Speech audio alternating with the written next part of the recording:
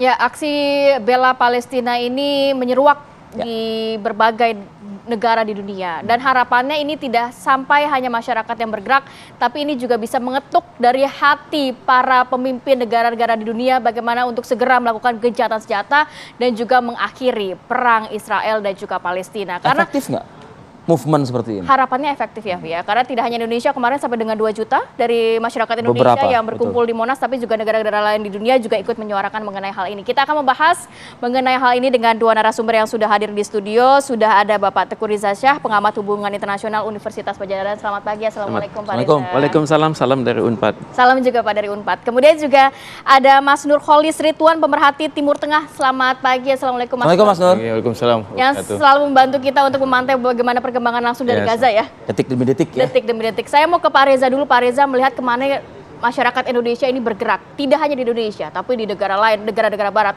Inggris, Amerika Serikat, kemudian juga Turki, dan juga Prancis, dan lain sebagainya.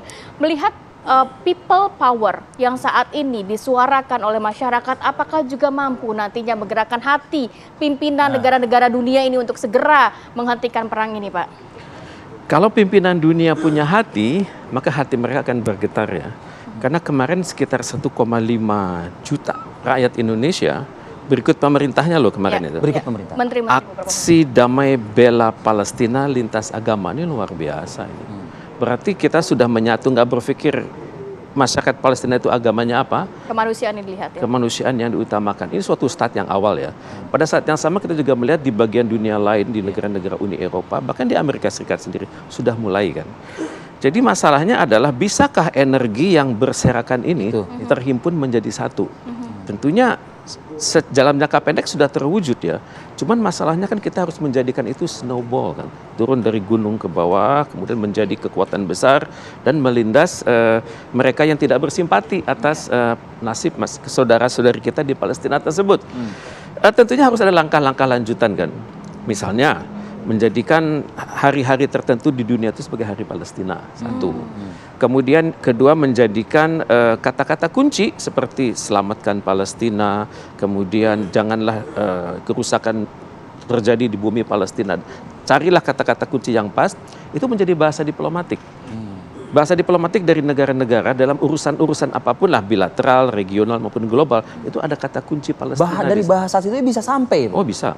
Karena bahasa itu adalah suara hati kan. Dan suara hati itu harus diutarakan dalam berbagai komitmen yang terus-menerus. Sehingga dengan demikian bisa mengubah cara berpikir dunia. Karena kita baru bicara tataran ide kan. Kan kalau kita ikutin sarannya Lao Tse, itu filsuf Cina yang hidup 500 tahun sebelum Masehi. Urutannya itu thought, ide dulu. Kemudian words, apa yang kita katakan. Kemudian baru action. Setelah action, habit. Nah, jadi kan kebiasaan. Setelah habit masuk karakter. Terakhir destiny. Destiny itu adalah Palestina yang merdeka. Di tahapan-tahapan intelektualnya harus kita lakoni terus secara berkesinambungan. Dan untuk itu ya pemimpin-pemimpin dunia itu harus kompak. Ya, masalah sekarang kan pemimpin dunia siapa sih yang karismatis, yang revolusioner, yang bisa mempersatukan masyarakat, cinta damai lintas benua. Kita belum ada loh itu. Dan semoga dari Indonesia terlahir pemimpin tersebut.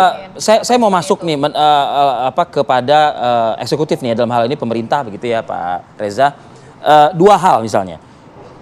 Dari aspek yang memang sudah dilakukan seperti diplomatik atau mungkin dari aspek pengiriman bantuan itu yang kedua ya. Nah, sejauh mana 2 hal ini gitu ya bisa berperan, Indonesia berperan juga dalam hal ini untuk mengakhirilah tragedi kemanusiaan di Palestina ini. Kita ini terus terang berhutang budi loh pada Palestina ini. Tahun 1944 itu ada imam besar dari Masjid Al-Aqsa itu mendoakan Indonesia, dan doa dia itu disampaikan dengan sepenuh hati ya, dan menggetarkan kawasan Timur Tengah itu. Sehingga negara-negara tersebut mendukung kemerdekaan kita. Kemudian berlanjut di tahun 45 kan, tahun 55 di konferensi Asia Afrika di Bandung kan, Bung Karno mengatakan loh, kemerdekaan itu adalah kan manifestasi daripada UUD 45 kita kan, itu dioper levelnya ke level Asia Afrika, jadi dari situ masuk ke level GNB kan. Jadi sampai sekarang Bahkan kita ngobrol. berpikir kita masih punya hutang besar ini, yakni Palestina yang belum merdeka. Hutang kemerdekaan. Dan kalau pemerintah Indonesia itu sudah konsisten dari dulu, bukan kita membuktikan bahwa yang kita lakukan ini itu nggak ada urusan dengan apapun kecuali amanah dari konstitusi Ya, kita. ya. Satu. Kemudian pemerintah selalu mengikhtiarkan kemerdekaan Palestina. Kemudian juga kita selalu kalau ada pun kasus di sana selalu mengupayakan peredaan konflik, masuklah ke meja perundingan, dan kita termasuk inisiator di Dewan Keamanan PBB. Kita hadir di situ. Hadir di situ, dan kita bikin draft kan di Majelis Umum maupun di Dewan Keamanan PBB. Cuma sayangnya ini tahun kita nggak masuk di situ kan. Oke. Jadi kalau misalnya pas tahun ini aja kita anggota tidak tetap Itu jadi DKPBB, momentum yang- itu luar biasa itu. Draft versi Indonesia itu akan sangat kuat. Sebenarnya kalau berbicara mengenai draft komitmen Indonesia ini sudah cukup jelas Pak Reza, tapi sudah. Implementasi di lapangannya ini yang terkadang sulit begitu ya, seperti bantuan sudah dikirimkan tapi perbatasan Rafah masih ditutup, kemudian juga kemarin tuntutan dari para peserta aksi adalah bagaimana implementasi revolusi PBB yang saat ini tidak digubris oleh Israel dan juga Amerika Serikat. Betul. Nah, hal-hal seperti ini yang nampaknya juga sulit mewujudkan gencatan senjata yang diinginkan, Pak. Memang kita harus akui ya, Israel itu negara yang keras kepala kan. Bahkan ada ide two state solution aja sampai sekarang nggak jelas-jelas kan. Dan mereka selalu mengatakan ya wilayah kami itu yang sekarang itu masih belum cukup gitu kan. Dia punya ide soal Nakba itu kan, bahwa masyarakat Palestina itu harus makin banyak yang terusir, kemudian wilayah sekitar dia itu makin aman. Ya, jadi kan selalu berubah-ubah pendiriannya, tapi kan keras kepala kan. Jadi caranya adalah cara jangka pendek. Oke, kita di sini sudah aksi demonstrasi. Kemudian di negara lain juga, tapi tolong saling berhubungan itu. Itu satu. Kemudian juga semua kota provinsi di Indonesia itu punya mitra kan, mitra di luar negeri kan. Hendaknya semangat itu dikirimkan juga ke sana. Misalnya kita sama-sama dari Bandung, Bandung Brunswick, Bandung Suwon, Bandung Fort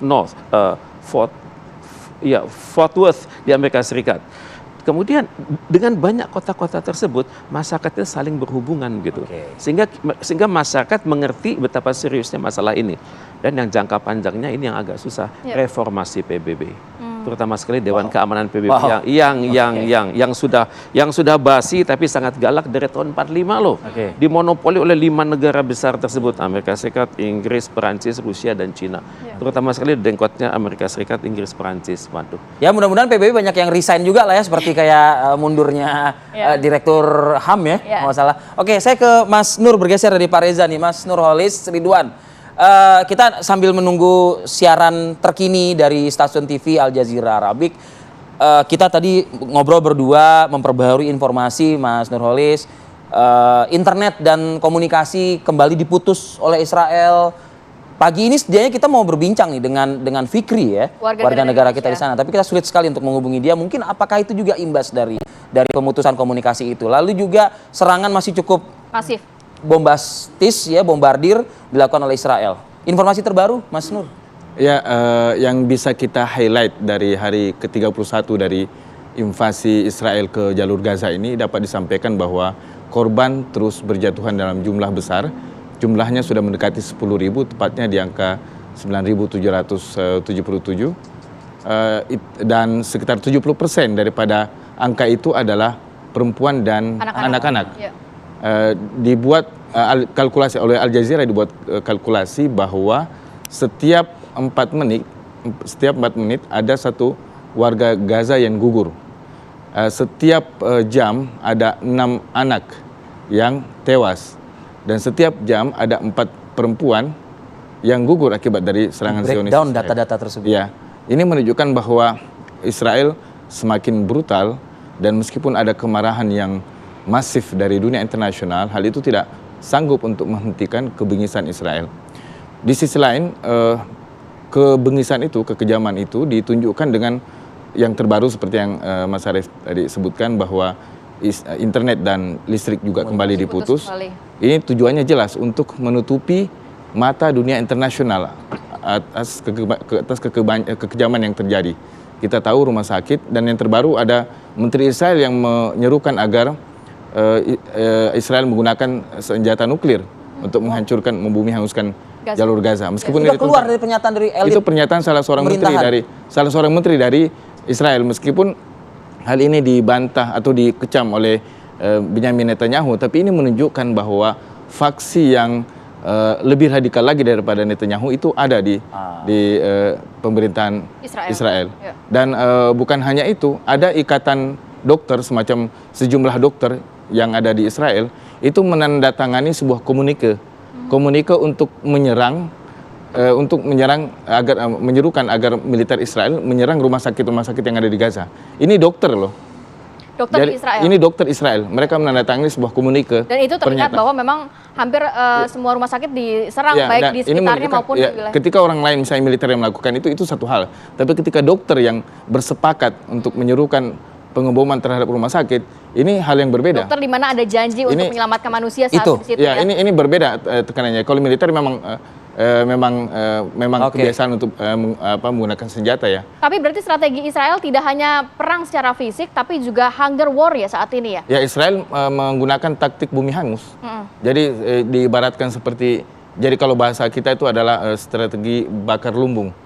Jadi kalau mencari tikus yang ada di lumbung, itu bukan tikusnya yang dimatikan, tapi lumbungnya yang dibakar. Oke. Dengan harapan agar tikusnya juga ikut mati. Kita lanjutkan diskusi kita usai jeda. Pada berikut kami akan kembali ke hadapan Anda pemirsa. Tetaplah bersama kami di Apa Kabar Indonesia Pagi.